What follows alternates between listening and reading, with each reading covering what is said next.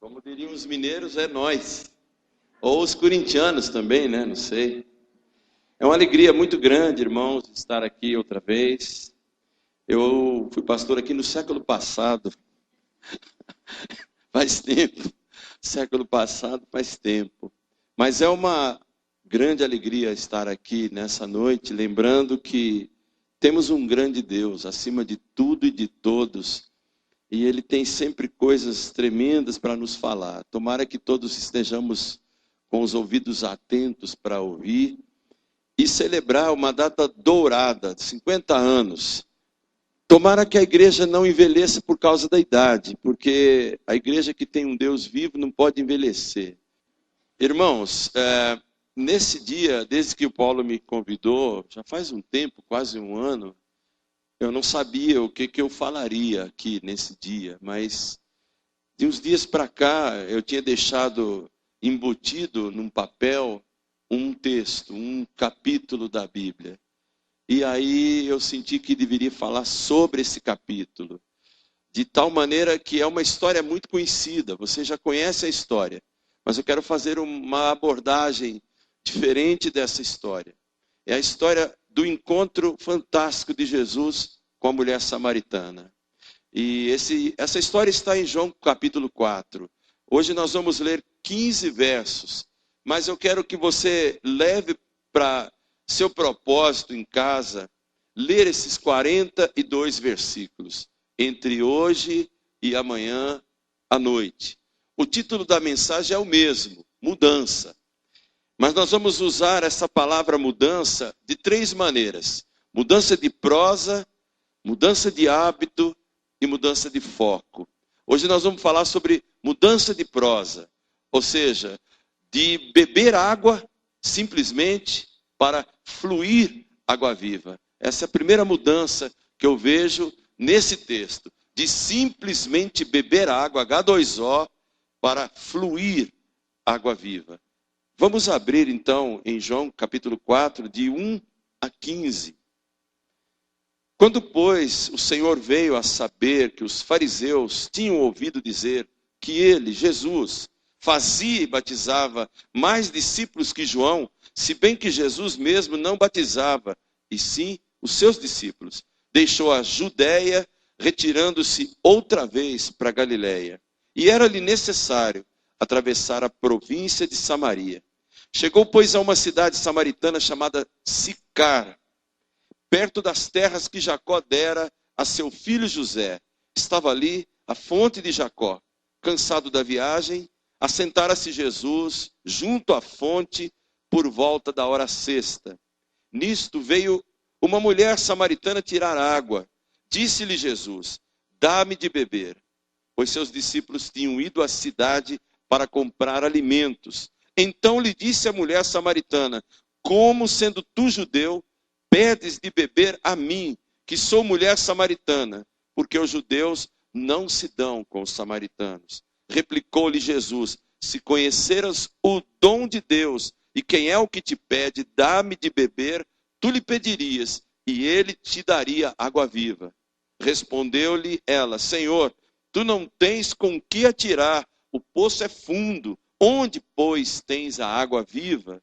És tu, porventura, maior do que Jacó, o nosso pai, que nos deu o poço, do qual ele mesmo bebeu, e bem assim seus filhos e seu gado? Afirmou-lhe Jesus: quem beber desta água tornará a ter sede. Aquele, porém, que beber da água que eu lhe der, nunca mais terá sede. Pelo contrário, a água que eu lhe der será nele uma fonte a jorrar para a vida eterna. Disse-lhe a mulher: Senhor, dá-me dessa água, para que eu não mais tenha sede, nem precise vir aqui buscá-la. Vamos orar. Pai, obrigado por esse encontro que mudou a vida dessa mulher para sempre. Obrigado pelo nosso encontro, que mudou a nossa vida também. Obrigado porque a partir do encontro real com Jesus, a mudança pode ser constante e para melhor, porque os que estão em Cristo são novas criaturas. As coisas velhas passaram, tudo se fez novo. Fale conosco, Senhor, para que possamos compreender que a estagnação não faz parte da rotina, do cotidiano de um filho de Deus, que não é lagoa, e sim um rio que flui, um rio que transborda, um rio que irriga, um rio que leva a vida. Faz isso conosco, por nós e através de nós, em nome de Jesus. Amém.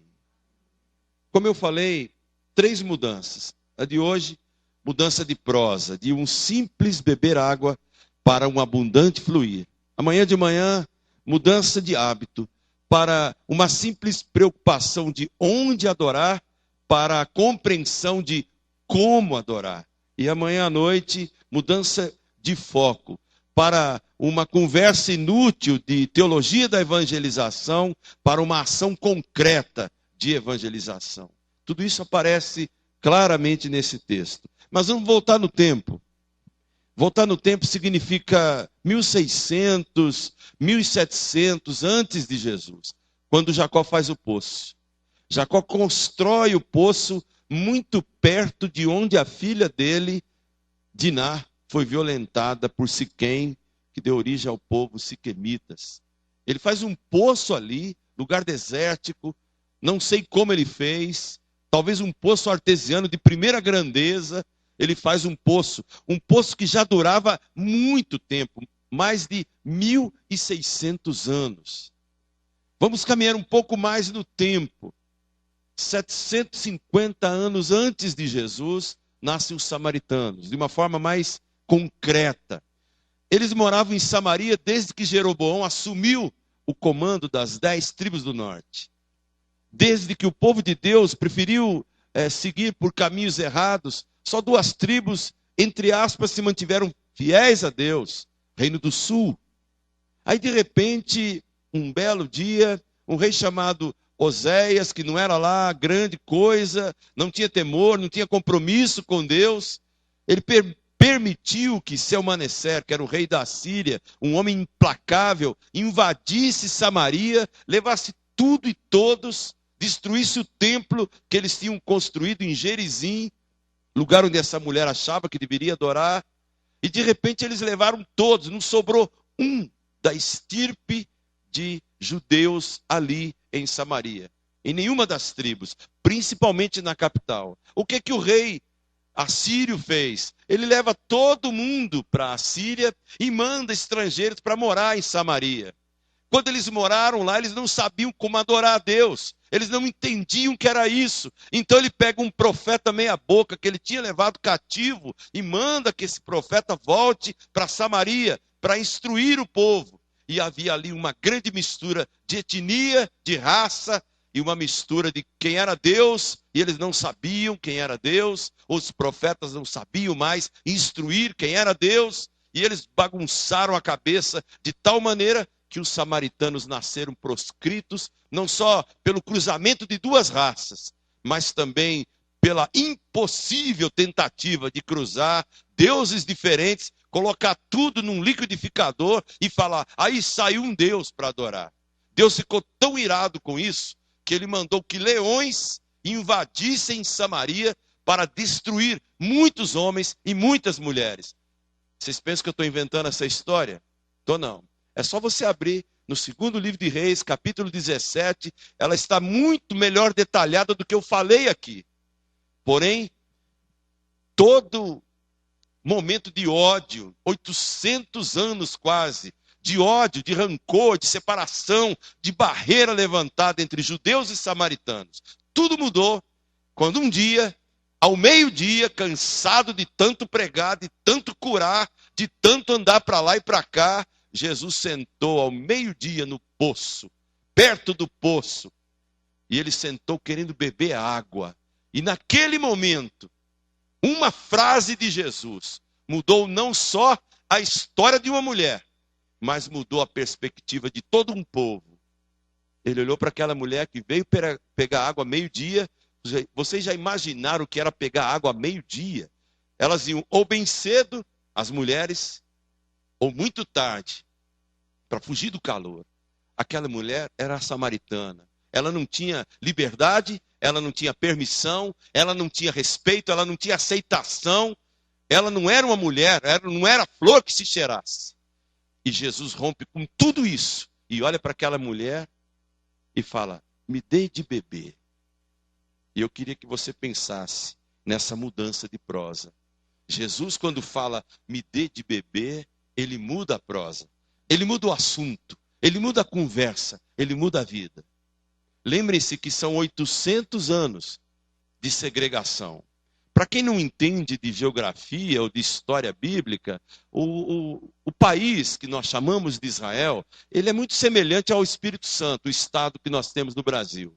Em tamanho, em largura, em comprimento, é mais ou menos a mesma coisa. Só que tem um problema, eles têm muita dificuldade com água. Só tem um rio, praticamente. Um mar de água doce em cima, Galileia, e lá embaixo, um mar de água salgada que não dá, não há vida lá. E de repente Jesus vai num poço, em Sicar. Um poço que os judeus sequer chegavam perto. Porque quando o judeu tinha que sair da Judéia para ir para a Galileia, o que ele fazia? Ele cruzava o Jordão 2 vezes. No sul, caminhava paralelo ao lado direito do rio e cruzava lá no norte outra vez, para entrar em suas próprias terras. Por birra, eles não se falavam, não se cumprimentavam, não se olhavam, se detestavam. Jesus mudou tudo com uma palavra: dá-me de beber. Mudança de prosa. Em primeiro lugar, mudança de prosa atravessando Samaria. Olha só, versículo 4. Era-lhe necessário atravessar a província de Samaria. Sabe o que isso significa? Jesus não era movido por nenhum preconceito. Jesus não era movido por nenhuma história de um povo teimoso, bicudo. A Bíblia diz que era necessário para Jesus atravessar Samaria. Ele muda a prosa e a vida e o conteúdo e o tema daquela mulher, porque ele resolve atravessar Samaria. Você tem atravessado a sua Samaria? Ou você tem erguido muros onde o próprio Cristo derrubou todas as paredes? Se você quer mudar a prosa, mudar a vida de alguém, você tem que aprender a atravessar a sua Samaria, porque afinal de contas, Atos 1:8 é recado para quem? Para quem lembra de Atos 1:8, eu pergunto, é recado para quem? Para mim? Para o Paulo? Para nós? Para um grupo seleto? Para a tropa de elite 3, 4, 5? Para quem que é Atos 1:8? Sereis minhas testemunhas ao descer sobre vós o Espírito Santo, e vocês vão percorrer Judéia, Samaria, Galileia, Vila Gerte, Confins da Terra, Alasca, Senegal, onde tem gente nossa quase morrendo lá. Era necessário Jesus atravessar Samaria. Para nós também é necessário. Se queremos mudar o rumo da prosa, mudar o conteúdo das conversas, mudar a vida das pessoas, nós precisamos romper com os muros que nos separam uns dos outros. Jesus fez isso numa frase: mulher, me dá um copo d'água. Me dá água. Mudança de prosa, atravessando Samaria. Mudança de prosa, agindo por compulsão divina. Versos 5, 6 e 7. Chegou à cidade samaritana, Sicar, perto das terras que Jacó dera a seu filho. Ali tinha uma fonte. Cansado da viagem, Jesus se assentou junto à fonte por volta da hora sexta, meio-dia. Nisto veio uma mulher samaritana tirar água e Jesus disse: dá-me de beber. Irmãos, Jesus agia por que estratégia? Bom, eu vou sentar aqui e vou ficar esperando uma mulher chegar para beber água. Não. A compulsão divina movia Jesus. Jesus não ficava sentando como hoje. Às vezes a nossa amada IPB tem plano de crescimento estratégico. Sabe há quanto tempo eu ouço essa história? Sabe há quanto tempo tem congressos disso? Mais de 20 anos. E em muitos lugares onde o planejamento estratégico é estudado, é analisado, a turma fica lá sentada, na beira do poço, a água está ali, ninguém atravessa muralha, os samaritanos morrendo ao redor, e Jesus dizendo: por favor, pede água, rompe a barreira, atravessa a sua Samaria. E Jesus agia por compulsão divina. Ele não agia por planejamento estratégico, ele não agia por alguma conveniência política ou pessoal. Jesus agia por compulsão divina. Ele, cansado, falou: eu vou sentar ali. Alguma coisa vai acontecer ali. Quando aquele cego de nascença foi curado, os irmãos se lembram qual era a conversa? O mesmo João fala. Qual era a conversa? Por que ele nasceu cego? Qual era a conversa? Tem um culpado nessa história. A mãe fez alguma coisa errada, o pai fez alguma coisa errada, e está cheio de gente caindo nas malhas da maldita, desculpe a redundância, da maldita maldição hereditária. E Jesus falou assim: olha, sabe, ninguém pecou não. Nem ele, nem a mãe, nem o pai. Deus quis que ele nascesse cego, para que hoje vocês pudessem ver a glória de Deus. Jesus quer que eu mude a prosa, que a nossa igreja mude a prosa. Primeiro cruzando a nossa Samaria e depois agindo por compulsão divina. Outra coisa, mudando a prosa, quebrando paradigmas. É uma palavra nova.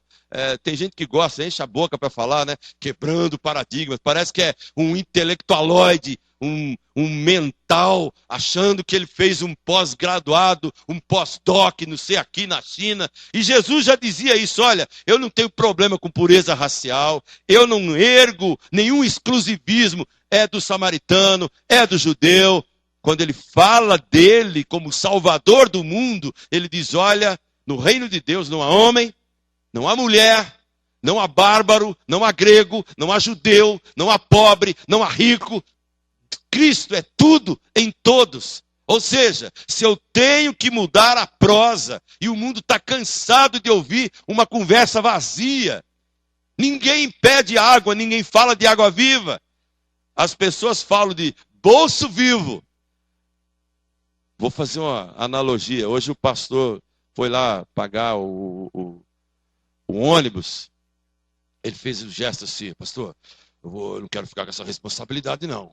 Vou te dar o dinheiro aí, paga para quem? Bom, o escritório da empresa lá em Lavras, como é que eu vou fazer? Aí ele me deu 3 notinhas verdes. Eu falei: acho que é a segunda vez na vida que eu só pego 50, entendeu? Peguei aquelas verdes. Ele falou assim: isso coça na mão, já sai rápido, né? Porque você não vai na padaria com 100 reais. Na verdade, meus irmãos, Jesus quebrou paradigmas, todos eles. E nós levantamos um monte só para ele quebrar. Nós precisamos mudar a nossa prosa, quebrando os paradigmas, sejam eles de que natureza for. Hoje nós temos um baita de um problema que um dia vai bater na porta de vocês, como já está batendo em Lavras e em tudo quanto é lugar. O problema de como lidar com a homossexualidade, com esse problema tão sério. Como lidar? De maneira taxativa, aqui ninguém pisa, homossexual não pisa aqui, mas adúltero pisa, mentiroso pisa, fofoqueiro pisa, enganador pisa, mas homossexual não. Para Deus não tem qualificação nem quantificação. Jesus quebrou todos os paradigmas numa única frase: todos pecaram, todos carecem da glória de Deus. Fim de papo. A prosa com Jesus é outra, completamente outra. Mulher, me dá de beber. Eu já atravessei a cidade de Samaria, eu já sentei aqui, quebrei os paradigmas, eu só quero que você me dê um copo d'água, mudando de prosa. Mas há uma outra coisa, mudando de prosa, derrubando preconceitos. O texto diz no verso 8 e 9, os seus discípulos tinham ido à cidade para comprar comida, e a mulher samaritana tinha um problema, um preconceito. Dela com eles e deles com ela. Como, sendo tu judeu, pedes para mim de beber, que sou mulher? Veja só quantos preconceitos. Sou mulher, sou samaritana, e minha biografia é ruim, porque a mulher, né, pensando, já casei várias vezes, não estou com homem nenhum, o que eu estou agora é meu amado, meu amante. Como é que um judeu, com cara de rabino, pede água para mim, que sou mulher, com todos esses problemas que depõem contra mim? Irmãos, eu me lembro muito bem, talvez os irmãos do século passado, que vão se lembrar. A nossa igreja aqui tinha uma penetração interessante na cidade. Eu me lembro uma vez que eu fui convidado para pregar numa igreja aqui da cidade. Uma igreja de outra denominação. Alguns irmãos foram comigo para cantar. Não sei quem vai se lembrar desse episódio. E nesse dia, naquela igreja, era dia de Santa Ceia.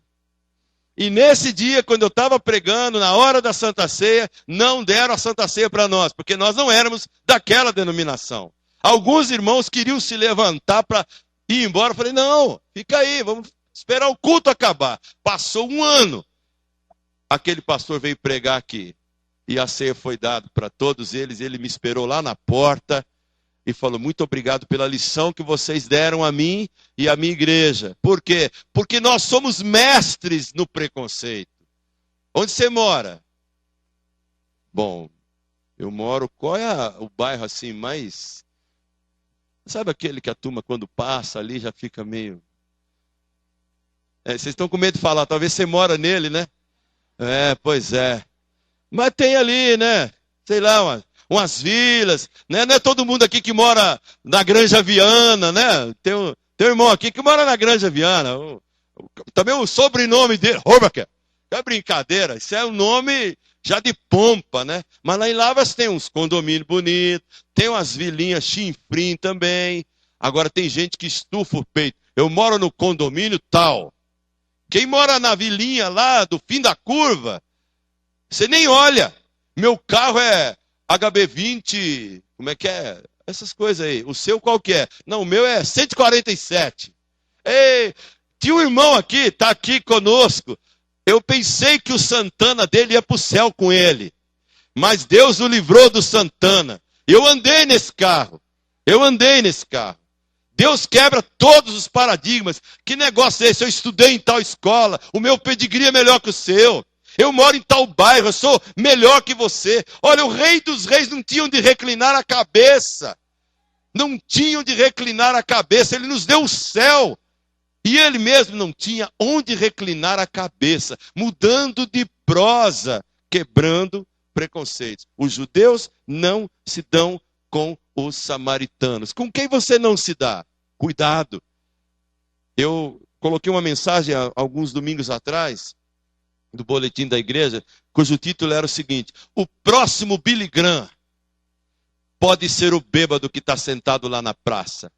Deus pode fazer isso. O próximo Billy Graham, o próximo grande avivalista e evangelista pode ser o bêbado que hoje está lá caindo na calçada, na sarjeta, drogado. Deus pode mudá-lo, Deus pode convertê-lo, Deus pode tirar da sarjeta o pior, como tirou Paulo do inferno e trouxe para o Novo Testamento, da mão desse homem, 13 cartas. Deus pode. Mudando sim a prosa. Mudando a prosa. E para fazer isso tem que derrubar preconceitos. Como? Sendo tu judeu. E eu mulher. E samaritana, tu me pedes para beber. Jesus quebrou numa tacada só todos os preconceitos e 800 anos de tensão. 800 anos de tensão. Mudando a prosa. Conhecendo o dom de Deus. Versículo 10, olha o que está escrito. Quando a mulher disse, judeus não se dão com os samaritanos, ele disse para ela, se você conhecesse o dom de Deus, o favor de Deus, o presente de Deus, se você conhecesse quem sou eu que te peço água, você me pediria e eu te daria água viva. Ela não entendeu ali ainda. Ela vai entender daqui a pouco. Muitas pessoas também ainda talvez não entenderam. Que mudança de prosa é essa? A mulher pensava em água. Irmãos, eu sei que vocês têm um sonho, e já não é um sonho novo, né? Mas a gente pode até lembrar daquela música, sonho meu, sonho teu, sonho nosso, comprar o terreno do lado, essas coisas assim, entendeu? Ah, absurdo! Ué, peraí, mas quem disse que Deus tem alguma coisa que ele colocou embaixo? Não orem por isso, que é absurdo, absurdo. Não tem. Aqui nós vemos Jesus dizendo para a mulher, se você soubesse quem eu sou, se você conhecesse quem eu sou, você ia largar essa água que todo mundo que bebe no outro dia tem sede, e eu te daria uma água, que quem beber uma vez não vai mais ter sede. porque vai preencher a vida, vai se saciar do que é importante, vai preencher o vazio de significado, vai olhar e falar, eu sei em quem tenho crido, eu sei de onde vim, eu sei quem eu era, eu sei que ainda não sou tudo que eu posso ser, mas dou graças a Deus, porque eu não sou mais quem eu era antes de conhecer Jesus. Esse é o Jesus que diz, olha, vamos mudar o rumo da nossa prosa, vamos espalhar para esse povão aí, que não tem preocupação, Deus não vai deixar faltar água viva. Por mais que um dia tenhamos racionamento de H2O, água viva do céu não vai faltar nunca, porque Ele é a fonte. E eu preciso conhecê-lo e falar, Senhor, eu quero dessa água. Mata a minha sede de sentido, de alegria, mata a minha sede. Mudando de prosa, conhecendo o dom de Deus. Mudando de prosa, abandonando o poço natural. Olha o versículo 11 e 12. A mulher, ainda sem entender, disse para Jesus, Senhor, que esquisito, você não tem como tirar a água. O poço é fundo. Irmãos, tem gente que passa uma vida inteira na igreja e não entende a mudança de prosa. Pensa sempre no material, Jacó. Jacó fez esse poço há mais de 1.500 anos. Os gados dele, os filhos dele, os netos dele bebiam aqui. O poço de Jacó. Ô poço bonito. Lá em Lavras tem um lugar que chama Poço Bonito, mas só tem água mesmo. Água viva não. Água viva tem lá na Leonardo Venerando 470, que é a igreja lá. Na Rua Marlene 42, tem água viva ali. Tem fonte de água viva e tem sedentos passando por essa rua o tempo todo, na tua rua o tempo todo. Escancara a tua boca, atravessa a tua Samaria e fala, olha, vamos mudar o rumo da nossa prosa. Não vamos pensar em, batisteriano, assembletista. Olha, o que tem de mistureba não é brincadeira. Um irmão fala assim, eu quero uma igreja ideal. Bom, a hora que você entrar nela, ela já não é mais ideal. Acabou. Uma igreja ideal tem uma só, está lá no céu, nos aguardando para o dia do casamento. As demais caminham. Se não mudar nunca, fica estagnada. Abraão não estagnou. O pai dele estagnou, ficou lá, em Ur, não saiu. Arão saiu. Abraão saiu. Caminhou. E qual era o endereço? Eu fico pensando, Deus tinha GPS na mente, mas Abraão não tinha GPS, coitado. E Deus chega, bate na porta e fala assim, Abraão, é o seguinte, você vai ser pai de uma grande nação, em ti serão benditas todas as famílias da terra, só que tem um porém. Eu sei que sua fazenda é maravilhosa, eu sei que teu gado, teu respeito, sei que você ama Sara, e eu sei que ela tem um problema aí, que ela não pode ter filhos, mas eu quero que você dê um abraço no seu velho pai Terá e fala assim, papai, eu estou indo embora, eu vou ganhar a vida. Já imaginaram o sujeito falando, vou ganhar a vida com 70 anos. Mudança de prosa. Deus falou, Abraão, sai da tua terra e vai para uma terra que eu te mostrarei. Espera aí, Senhor, onde é? O que eu vou ganhar? O que me espera lá? Se fosse hoje, Deus seria encurralado. E ele seria assim, questionado. Olha, eu vou ter muitos pontos aqui para questionar o Senhor. Só vou se o Senhor me responder.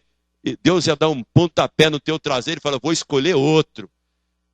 Mas Abraão, a Bíblia diz que ele saiu sem saber para onde ia. E de fato ele caminhou. Ele ouviu a prosa sendo mudada por Deus. O nome dele que mudou. Pai para pai de multidão. Finalizando, irmãos. Além de mudar a prosa, abandonando o poço natural.